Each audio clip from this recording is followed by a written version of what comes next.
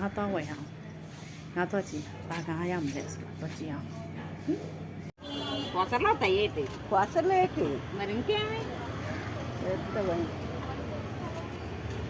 တော့ငါကလည်းဒါအာဂုံရန်ဒီဘာလဲမကျော်ရန်နဲ့တောက်ကြည့်ကျူရကလွန်နေရပြီဟာကေးကြီးကေးसमुद्र हो समुद्र याकडे जात घ्यायचं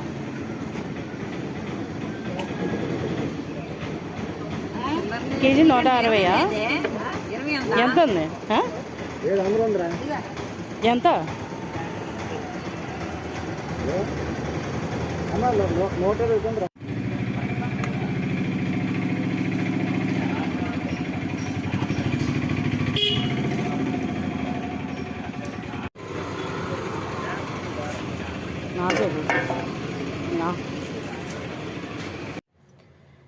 ငါဝယ်လာပြီဒါငါ90ဘူးအကုန်လုံး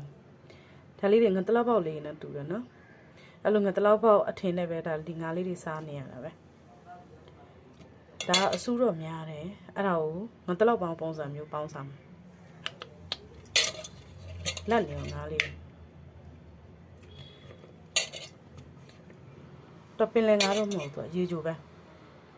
ဒီအချိန်မှလာတဲ့ဒီငါးလေးတွေချို့တယ်အဆူးများတော့ကြော်ရင်ကြော်မကြော်လို့ရှိရင်